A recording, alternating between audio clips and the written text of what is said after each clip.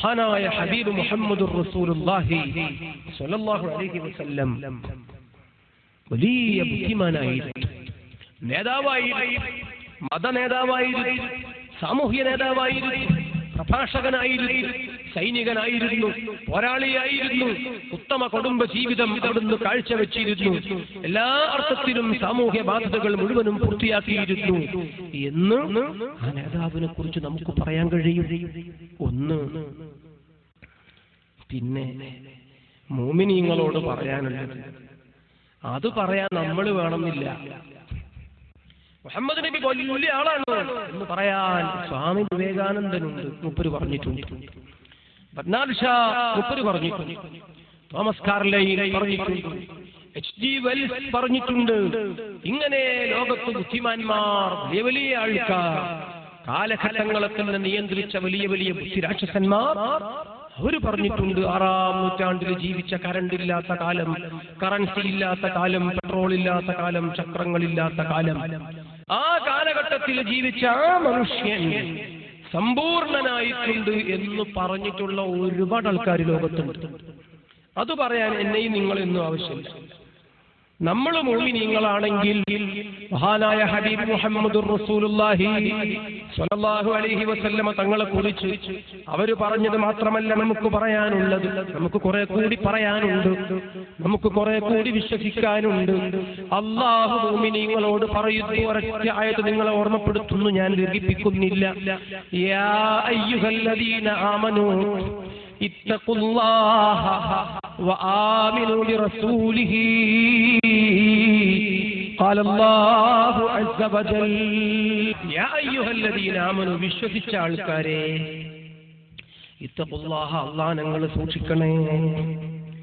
വിശ്വസിച്ച ആൾക്കാരോട് അല്ലാഹു പിന്നെയും പറയുന്നത് വആമിനൂ ബിറസൂലിഹി, നബി സല്ലല്ലാഹു അലൈഹി വസല്ലമ തങ്ങളെ നിങ്ങളൊന്ന് മുറുക്കി പിടിക്കണേ.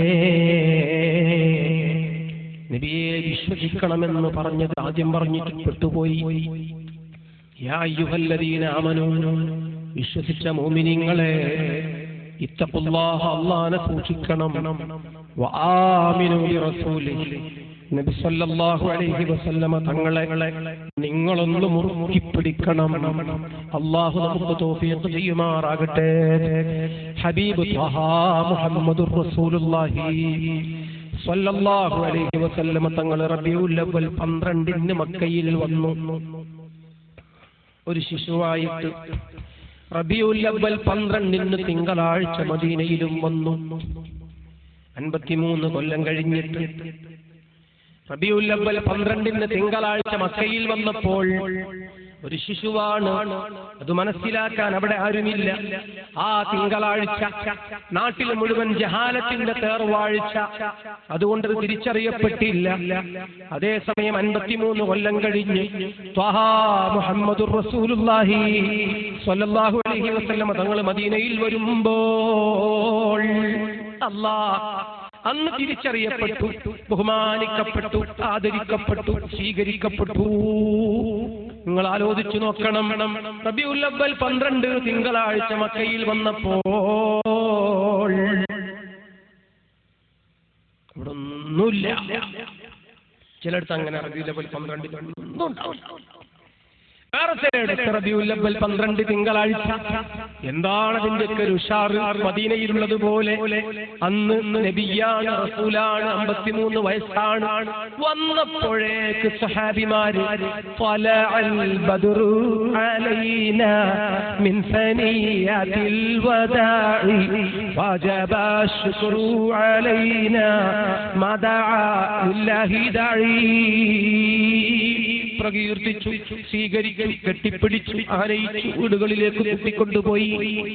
മക്കയിൽ വന്നപ്പോ തിരിച്ചറിയാൻ ആളില്ല. റബീഉൽ അവ്വൽ 12 തിങ്കളാഴ്ച മദീനയിൽ 53 കൊല്ലത്തിനു ശേഷം ആ ആഗമനം ഒരു ചരിത്ര സംഭവമാണ്. ആ ആഗമനം സ്വീകരിക്കപ്പെടേണ്ടതാണ്, പ്രകീർത്തിക്കപ്പെടേണ്ടതാണ്. അത് അല്ലാഹുവിന്റെ റസൂലിന്റെ സ്വഹാബിമാര് കാണിച്ചു തരികയാണ്.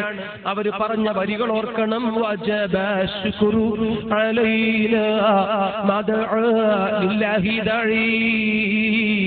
ഈ വരവില് ലോകാവസാനം വരെ മുഅ്മിനീങ്ങൾ ശുക്ർ ചെയ്യൽ വുജൂബാണ്, ശുക്ർ ചെയ്യൽ വുജൂബാണ്. സ്വഹാബത്തിന്റെ സംയുക്ത പ്രസ്താവനയാണത്. ഇനി ഒരുത്തന്റെ വാറോളയും വേണ്ട, ഒരുത്തന്റെ നോട്ടീസും വേണ്ട, ആരും തർക്കുത്തരം പറയണ്ട. അല്ലാഹുവിന്റെ റസൂൽ മദീനയിൽ റബീഉൽ അവ്വൽ 12 തിങ്കളാഴ്ച അങ്ങ് വന്നപ്പോൾ മക്കയിൽ വന്നു, അന്ന് തിരിച്ചറിയാൻ ആളില്ല. മദീനയിൽ റബീഉൽ അവ്വൽ 12 തിങ്കളാഴ്ച ആ വരവൊരു സംഭവം തന്നെയല്ലേ? ഏത് പ്രസംഗകൻ വന്നാലും സ്വാഗതം പറയുമല്ലോ. അവിടെ പറയുന്നത് സുഭാഷിതം എന്നല്ല, സുവാഗതം എന്നാണ്. വരവാണ് കാരണം. വരവിനെ എല്ലാവരും വലുതായി കാണുന്നു. ഒരു നല്ല പാട്ടുകാരൻ വരുമ്പോൾ ആ പാട്ടുകാരനോട് സ്വാഗതമാണ് പറയുന്നത്, സുഗീതി എന്നല്ല പറയുന്നത്. പാട്ട് വിഷയമല്ല, വരവാണ് വിഷയം. അതേപോലെ അല്ലാഹുവിന്റെ റസൂൽ മദീനയിൽ വരുന്നു. ആ വരവൊരു സംഭവമാണ്, അതൊരു യാഥാർത്ഥ്യമാണ്, അതൊരാഘോഷമാണ്. സഹാബത്ത് ആഘോഷിക്കാൻ തീരുമാനിച്ചു. അവർ റബ്ബിന് സ്തുതികീർത്തനങ്ങൾ നീട്ടിപ്പാടി. വജബ ശുക്റു അലൈനാ മദഅ ലില്ലാഹി ദഈ.